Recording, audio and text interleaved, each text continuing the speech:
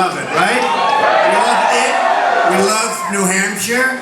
We've been here so much and so many times and have so many friends, and I want to thank you all. This is incredible. You know how many people are outside wanting your position right now? Would you like to be good neighbors and switch? No! I thought you might say that. Look at this guy. He's a Donald Trump clone.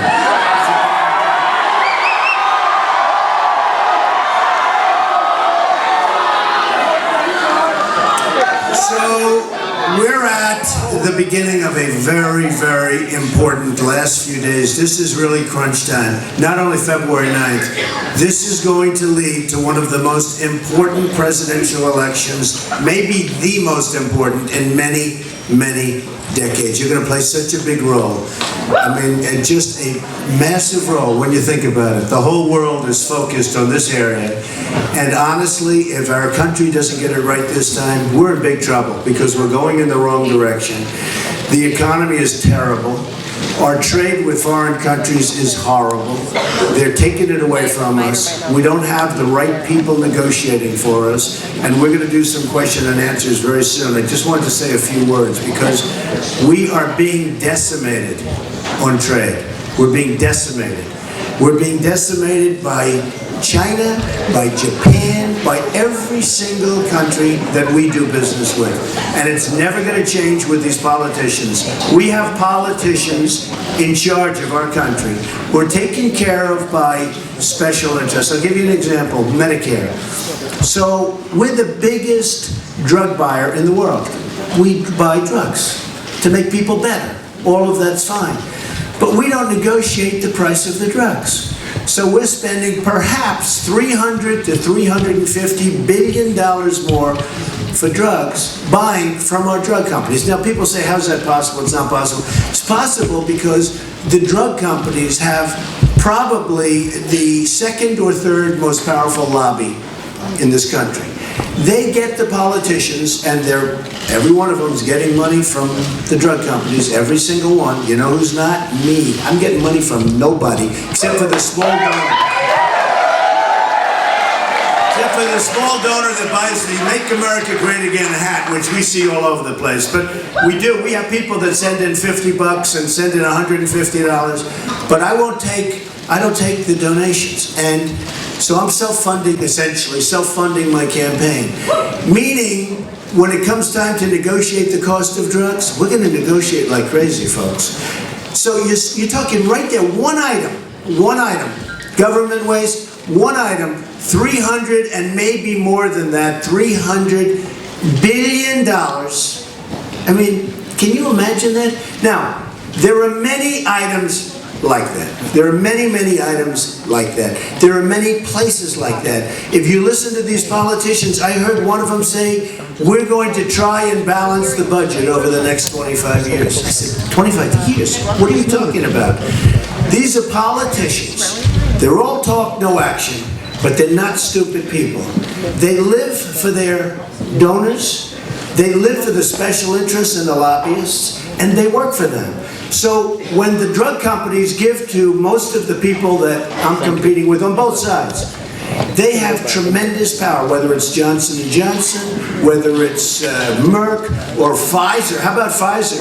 Pfizer's a big giver. We don't like Pfizer. They're leaving the country, okay? They're doing a corporate inversion. Corporate inversion is going to be one of the big topics. I was talking to one of the folks I'm competing against. They didn't even know what corporate inversion is.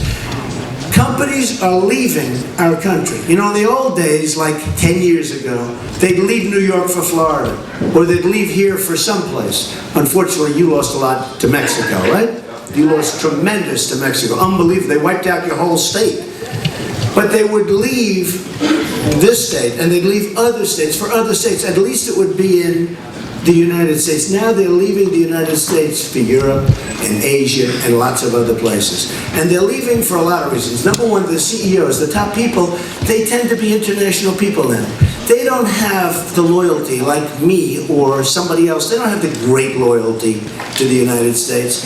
They come from Ireland, they come from England, they come from Asia, and frankly, if they move around, they're looking for the best deal.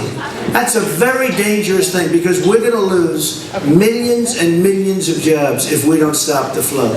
Plus, they have $2.5 trillion that's outside of the United States. They can't get their money back in. So instead of getting the money back in, they're going out to get their money. They can't get their money back in.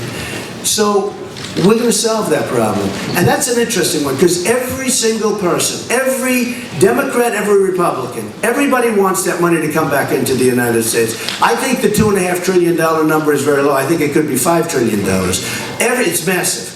Everybody wants that money to come back in. But because of taxes and bureaucracy, the Republicans and the Democrats cannot agree on something that they all agree with. They all agree it should come back in. But we have no leadership. And the leader can't sit them in a room, work out a deal in about 20 minutes, and have that money pour into the United States. We have no leadership.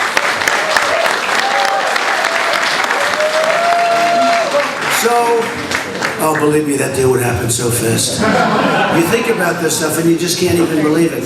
It would, honestly, you have nobody's to even talk to. You have people that are in Congress for years, they hardly have ever met President Obama. You've got to wheel and deal, and you got to stop playing all of the golf. I'm a big golf fan. I think it's wonderful. But if you play golf, you have to play golf with people that can help you, not with friends that you've been playing with all your life. Use one round a year for those people. But you got to start playing. You've got to cajole. Okay? You've got to get people together. You've got to get them into the room, preferably in the White House. You don't have to go very far away. Get them in. Make these deals. Here's the deal. Think of it. $2.5 trillion or more, we can't get the money back in, and everybody wants to do it. The reason is nobody's really trying, and it's massive. So now what's happening then is the companies are moving out. They're moving out because taxes are too high, and they're moving out to get their money. So when you see, in the case of Pfizer, they're moving to Ireland. They're going to go to Ireland. Thousands and thousands of jobs. Great company. Thousands and thousands of jobs left behind. Left behind. Now, when we buy drugs from Pfizer, we pay them practically the price that you pay when you walk into a drugstore and buy it off the shelf. It's crazy. It's crazy. That won't happen with Trump. Believe me. That won't happen with Trump. We have such buying power, it's beyond what anybody has ever had. I mean, we have the massive buying power, and this is for so many things. I read the other day, I shouldn't talk because if I win, it'd be nice to use it, but I read the other day where they're getting a new Air Force One, which we should have, by the way. The old one spews into the air. You know, it's got the old engines, the really old engines, and when Barack Obama goes to play golf in Hawaii, you've got those old 747 engines spewing like crazy into the atmosphere. And he talks about the carbon footprint, right? So he gives a speech on the carbon footprint. He then gets in this massive plane. Him and his family, they go to Hawaii to play golf for 2 or 3 weeks, and they come back in the same big plane. You can't have it all ways, folks. I mean, either you have to be a believer or you can't be a believer. But you can't do that. It's not right. It's not fair. I will say this. If I win, I'm going to spend so much time in the White House. Who would want to leave the White House? Right? You know, you're in there. Who would want to leave it? Although I'm building a hotel right next door, which is also located at Exeter. It'll be a great hotel. You know, I have my alternative. If this doesn't work out, I'll still be in Pennsylvania Avenue, one way or the other.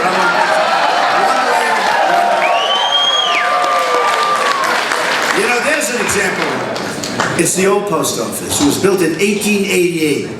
It's an incredible building. Walls that are 5 feet thick of solid granite. You almost wonder how they could have lifted these stones, because it was before real cranes, as we know. But they'd used hoists and they'd used genius. But the building's amazing. It's one of the most beautiful buildings. And what happens is every single company, every company wanted it. Every hotel company was bidding for it. One of the most sought after projects in the history of the General Service. Maybe the most. I've heard the most. But because there's so much press, I'm going to say it's one of the most. One of the most. And it's under the Obama administration. So everyone said, you can't get it. There's no way you're going to get it. I mean, you had Hilton, you had Hyatt, And Hyatt is a very big donor to Obama. There's a whole story behind that, which I can explain, but I won't bother now, but it's a very interesting story. But you had Hyatt that wanted it. They all put in bids, and everybody. And they wanted Waldorf Astoria. They wanted every hotel company. And Trump got it. And nobody could believe it. I was even a little surprised, to be honest. Although the head of the GSA was fired shortly thereafter, which is, the press never reported that. Someday they're going to ask why did that happen. But, you know, we put in a proposal. We're going to build one of the great hotels of the world. It's incredible.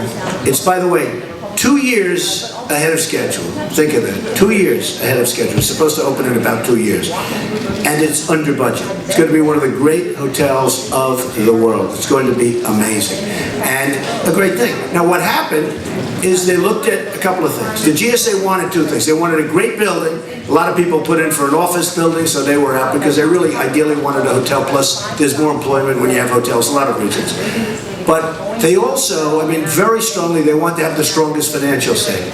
And my financial statement's great. I built a great company. There's no problem. In other words, they didn't want to get stuck in the middle where they couldn't get it done. So we're going to build and we're going to open an unbelievable hotel on Pennsylvania Avenue. And the amazing thing is, I got it through the administration without a lot of lobbyists, without a lot of help, with almost no help. It was just we put in a fantastic plan. And I have to tell, the GSA people are extremely professional.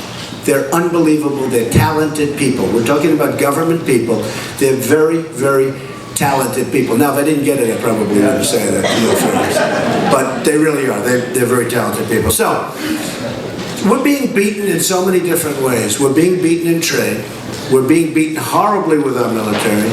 Our vets, and I see Al is here. Where's Al? Al, you're the greatest. Al, you're the greatest. Al, do the vets like Trump? They love Trump. Okay. He's the king of the vets, this guy. He goes to meetings for a lot of the different folks that are running. And I'm just honored to have your support. It really means a lot. Very good. Thank you, Al. But he's been a great support. And he's, you know, everybody was wooing Al because the vets have such respect for him. He devotes his life to the vets. And we're going to take care of our vets. Our vets are not taken care of properly. They are not taken care of properly. Our vets are treated far worse in many cases than the illegal immigrants that pour in through our borders. And I'm telling you that, and it's true. It's true. And it's a sad thing. And we're going to strengthen the borders, by the way, and we're going to build the wall, believe me.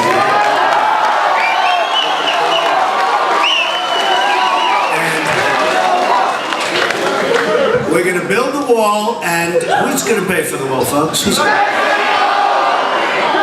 Everyone said, again, you know, they keep coming up to me, the candidates, because when I first said we're going to strengthen our borders, this took place on June 16th when I announced I was running for president. And did I take heat? I took more heat. And what happened is everybody sort of, you know, the people I was running against turned out to be a total of 17. It's whittling down rapidly, right? Rapidly, which is good. We have more time to speak. I mean, we had the first debate. It was like, you get 12 seconds to give your answer on illegal immigration. The whole thing was ridiculous. So now we have more and more time, which is a good thing. I think it's a great thing, actually. But they'd always come up to me and say, well, what do you mean Mexico's going to pay for the wall? How can you build a wall? And then the other day I heard one of them say, we will build a wall. First time. And my wife came up to me and she said, I just heard somebody say we're going to build a wall. They didn't attribute it to me, but that's okay. But they're now saying we're going to build a wall. They always come back to me. Canadian wall? What? Canadian wall? No, we're not. That's a long border.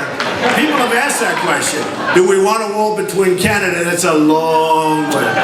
Although I'll tell you what, it's a lot shorter than the Great Wall of China. You know, it's interesting.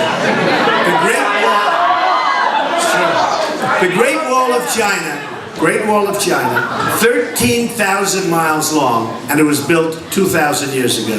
Think of it. That's before we had Caterpillar tractors, which of course they wouldn't use because they're made in our country, so they would never use Caterpillar.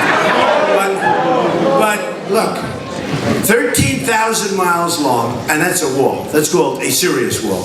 Then you look at our walls. We build these little walls now, and some of them in Mexico, and they build, do you ever see where they build little platforms going up, where the jeeps roll over the platforms loaded up with drugs? They build a platform over the wall. That's how little the wall is. And they build a ramp and the Jeeps go over the ramp down the other side, and they go out, they sell the drugs. We get the drugs, a lot of it right here in New Hampshire. We get the drugs, they get the cash, then they go back. In fact, I say, why don't they just knock down the wall? It would be easier. They build a ramp. You see these pictures all over the place. No, we're talking about a serious wall. We're talking about a Trump wall. This is going to be a wall of walls. Believe me. So it's going to work. So we're going to strengthen that up, and we're going to make great deals again. Look, our country cannot continue to lose billions and billions of dollars a year on trade. We're losing. Now in Mexico, they get us both on trade and they get us at the border. They get us every way. And when I say Mexico's going to pay, they come up to me again, Donald, what do you mean Mexico's? You can't get. Mexico makes so much money off of the United States, in addition to which we give them money, hard to believe, but Mexico makes so much money off of the United States. They do not treat us well. They force people in. They take advantage of us because their leaders are much smarter, much more cunning than our leaders. I have thousands of people, and over the years, thousands of Hispanics working for me. In Nevada, a poll just came out, Trump is leading with the Hispanics. Trump is leading. With all of the stuff you hear about, I'm leading with the Hispanics. I'm going to win the Hispanics because I'm going to create jobs. I'm going to take jobs back from China and Japan and Mexico. I'm going to take jobs back. We're going to bring jobs back. A lot of those jobs that you lost right here in New Hampshire, they're right now in Mexico, and we're bringing jobs back. It's no longer where they take your factory and they make a senior citizen center. You can only do so much of that. You understand that. It's wonderful. They take these big factories, they make them into housing. But eventually, the people with the housing have to find some place to work. So we need our jobs brought back, and we're going to bring them back. We're going to bring them back big league. And you know, the funny thing is that the countries that have been taking advantage of us don't even like us. They will like us more, and we're going to get equitable distribution. That's the way it is, okay? Let's have a few questions. Go ahead. A few questions. Yes, ma'am. Go ahead. I live in Southern California. You live in Southern California. What are you doing here? Are you a liberal Democrat by any chance? I want to legal immigrants, and I play on soccer teams with them, and I know the role that they have in the California and national economy because they do work that no one else wants to do, and for a lot less than anyone would do. How would you plan? Who told you to be here, Bernie?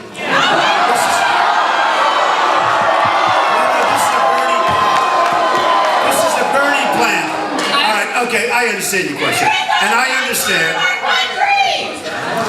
What, darling? Say it a little louder. We can't hear you. Okay. Yeah, how do you? Oh, illegal immigrants are the backbone of our country? I don't think so, darling. I don't think so. No, I don't think so. They're not the backbone. You know what? I'll tell you what. We did. That's okay. No, we don't need help with these folks. Let me just tell you something. Let me just tell you something. You know what the backbone of our country? People that came here, and they came here legally. People that came to this country legally, and they worked their ass off, and they've made the country great.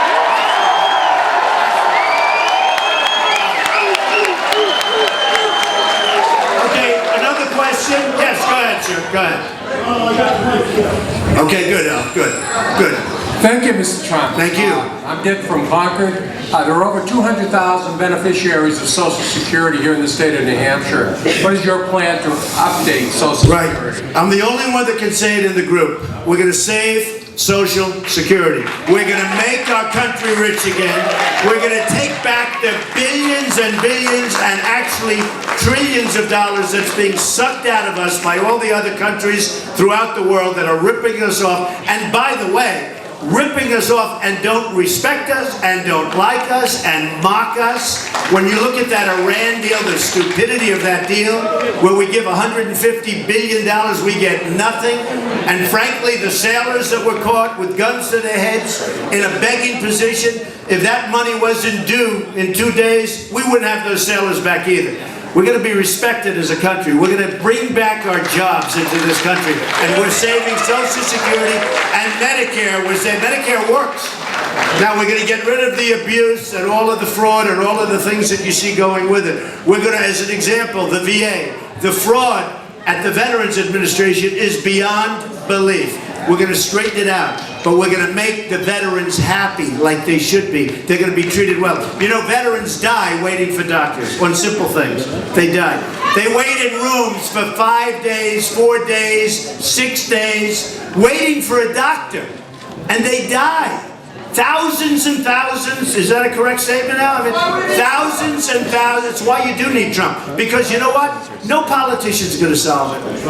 No politician. These people, I'd like to use really foul language. I won't do it. I was going to say they're full of shit, but I won't say that. I won't say it. I won't say it. But they are.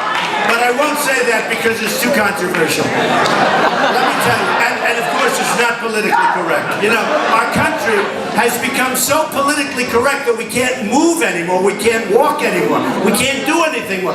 Every time you go out and you watch somebody say something, all of a sudden the next day, oh, he said this, he said that. We don't have time. When I talk about anchor babies, right? That's where somebody comes over, walks across the line, has a baby, now we take care of the baby for the next 85 years, okay? Doesn't work that way. And by the way, I want to tell you, by the way, I was right in that. The great legal scholars say you don't need a new constitutional amendment at all. But you try having an anchor baby in Canada, you try having an anchor baby, well, there's one anchor baby in Canada. You try having an anchor baby, so-called, try having an anchor baby in Mexico. You know what they'll do to you? They'll laugh at you. They'll say, what? They'll laugh at you. We are the stupidly run country. We have leaders that are incompetent, and we're going to end it. And we're going to go back to a fiscally sound country. Now listen to this. This is important. With a big, beautiful heart. We need heart. You know, it's not running a business entirely. We need heart. We have to take care of our people. So very important. But we have to stop with the political correctness. Now I understand, and women come up to me and they say, isn't it ridiculous? Infantrymen. You know, you've heard the word infantrymen in the Army. So they now want to change it to infantry person. I guess it's, you know, who likes that idea? Who doesn't like that idea? Infantry. So anyway, that wasn't too strong, I will tell you. So, you know, and some things are fine. But the whole thing, and I always say this, Christianity is under siege. The Second Amendment is under siege. So many things are under siege. You go around, and I just saw it this Christmas, you don't see signs up anymore, Merry Christmas. You go into stores, where's the Merry Christmas sign? You don't see signs.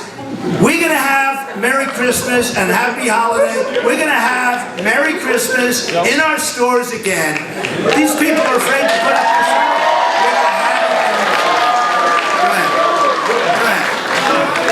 You mentioned Pfizer in an earlier topic, and Pfizer stores $74 billion offshore. What are your thoughts on companies that evade taxes with offshore taxes? Well, they're not evading taxes. They're not evading them because they're not bringing them back. If they brought it back, they'd have to pay tax. The problem with corporate inversions is that the money coming back is taxed at such a level that only a stupid person would bring it back. You can't bring it back. So the money is stuck offshore, billions and billions and trillions of dollars. So what, in my tax plan, by the way, I have a great tax plan that's been, Larry Kudlow loves it, a lot of people, they think it's great. It's the biggest cut, but it's giving cuts to the middle class. Our middle class is being destroyed in this country. It's being destroyed. You know, everybody's taking care of everybody, and everybody forgets the middle class. So under my plan, that money will be taxed at a very much lower rate, like around the 10% number.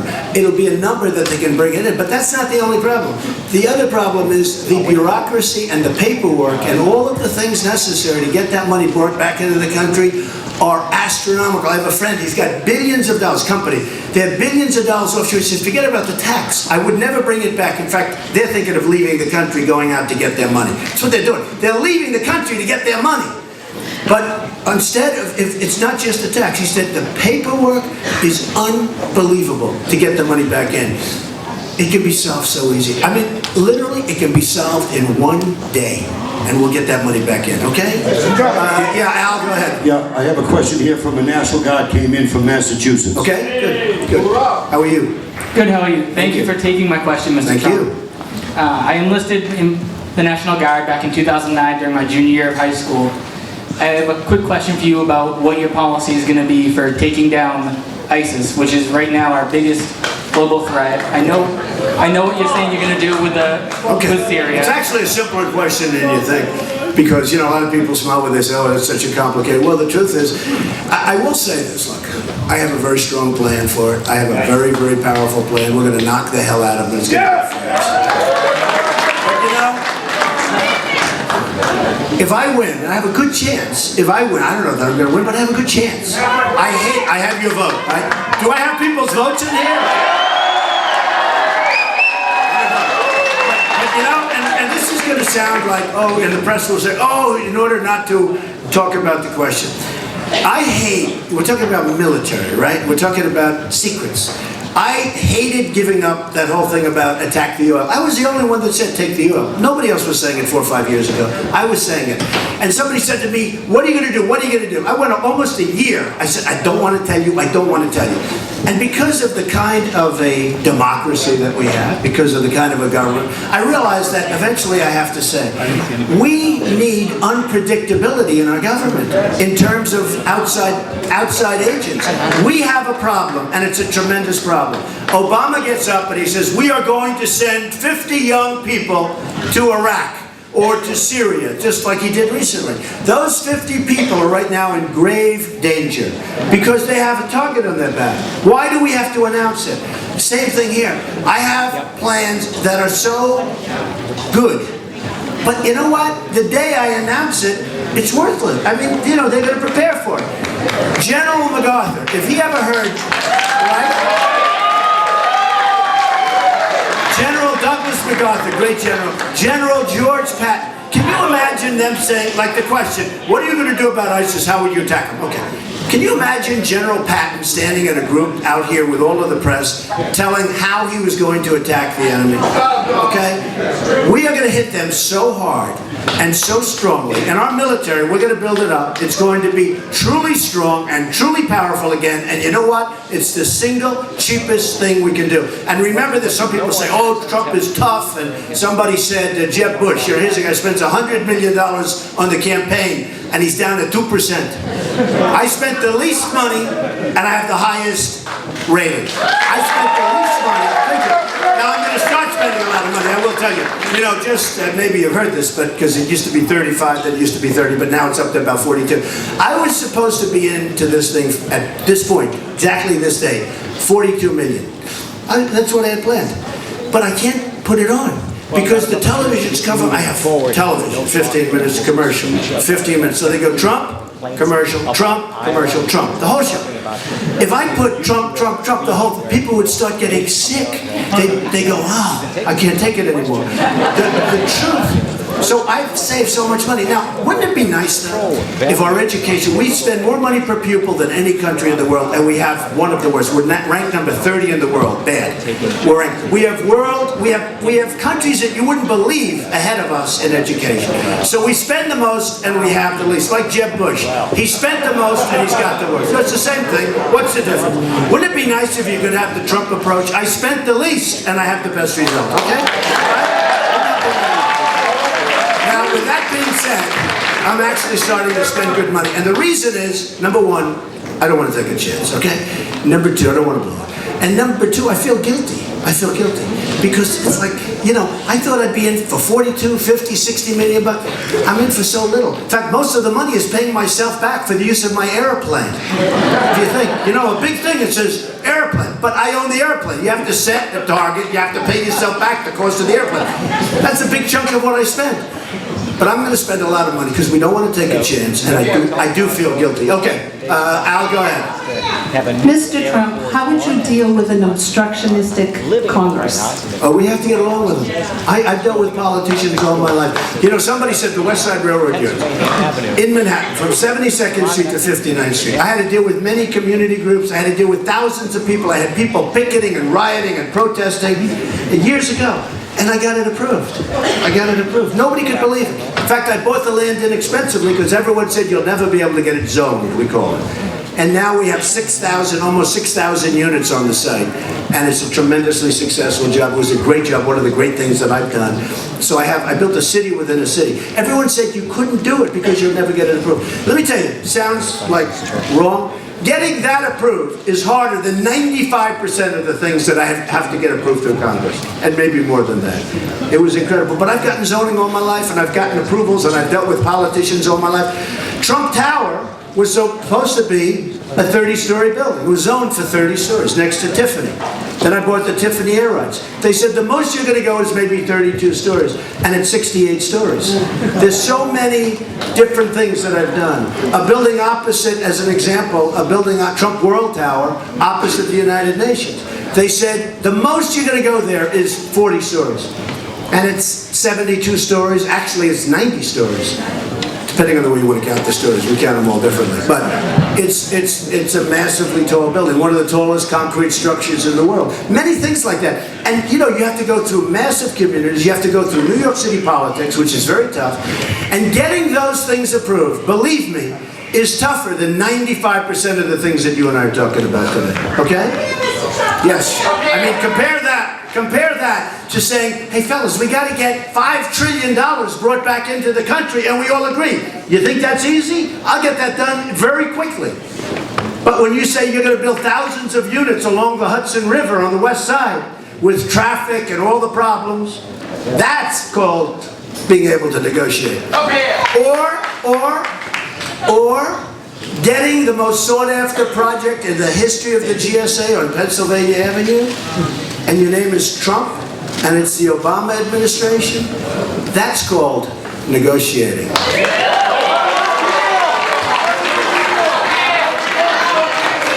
Okay, who else?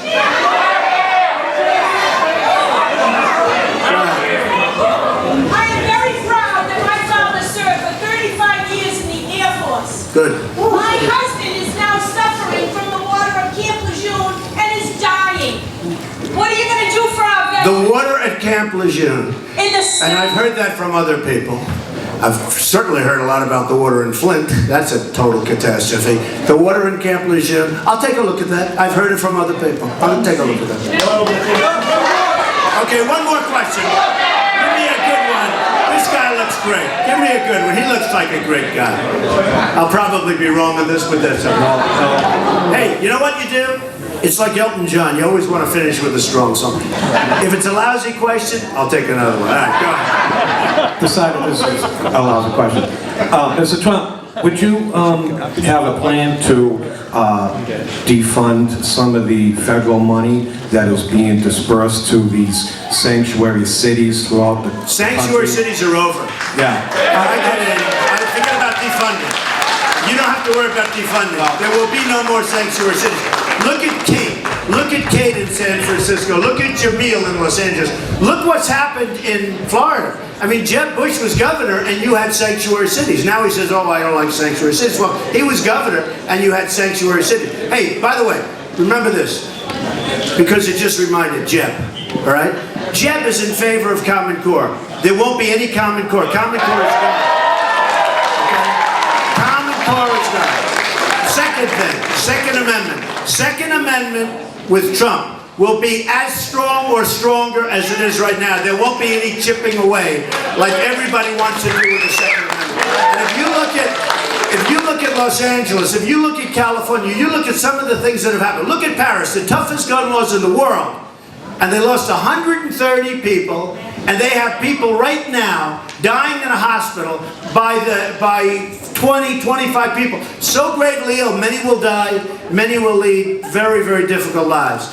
If there were people in those rooms, like the one in California, 14 people, 2 people radicalized, they gave them wedding parties. They gave them wedding parties, and they went in and killed them. I mean, there's hatred. There is hatred going here. I think it's wonderful. Our president goes and speaks at a mosque. But we got to find out. There's a problem here, folks. There's a deep-seated hatred. There's a deep-seated problem. And we've got to find out. Well, before you ask your question, we can't allow, on the migration, we can't allow these people to come here because we don't know who the hell they are. We have no idea who they are. Look what happened in California with 2 young radicalized people, a couple Look at the damage they did. We're taking in thousands and thousands of people, and we're not going to let it happen. We don't know who they are. We'll work with people. We'll get the Gulf states. They have so much money, they don't know what to do with it. We'll get them to put up money, and we'll build safe zones in Syria. But you take a look at what's going on with Germany. It's a mess. Look what happened the other night with Sweden, where they're forming groups because they got to protect themselves. The crime in Sweden has gone through the roof. You look at what's happened in Brussels. Has anybody been to Brussels? Used to be so beautiful. They cancel New Year's Eve. They cancel everything. It's like you're living in an armed camp. We got to find out what's going on, folks. And we have a president, remember, that won't even mention the word.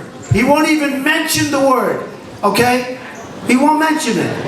Okay, we have a president who refuses to say radical Islamic terrorism. He refuses to say the words. And look, whether you like it or not, it's a problem. And I have friends that are Muslim, and they called me up, some of them, and they said, thank you. Thank you.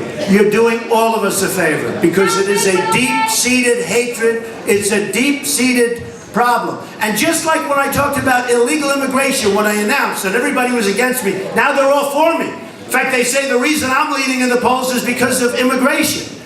In fact, even Joe of Arizona, right? He endorsed me. Who's tougher than Joe on immigration? I was very honored to do that. But just like I brought that up, and it was a firestorm, when I talked about Muslims and we have to find out what's going on, there was a firestorm, same kind of thing. Now everybody's saying Trump is right. All over the world they're saying we have to find out what's going on. So there's something going on, folks, and we have to find out what it is. Okay, go ahead. Now give me your question. That was a long answer to it, no question. Oh, that was a good answer? I'm out of here, folks. I love you. I love you. Al, thank you. Okay, he wants to ask a question. Hey, Donald, real quick, that person that asked about Camp Lejeune, yes, they can see me at the end. I'll tell them. Okay, good. Have your husband, you see this gentleman, we're going to take care of it, okay? You see Al. Okay, folks, February 9th, it's the beginning. We're going to take our country back. February 9th, we're going to come up with smart answers. We're not going to take a Sergeant Bergdahl, who's a dirty, rotten traitor, and trade where we get Bergdahl and they get 5 of the people they've most coveted for 9 years, and they're now back on the battlefield killing people and wanting to kill you. So we're not going to do deals like, we're going to do smart deals. We're going to do great deals. We are going to make America great again. February 9th.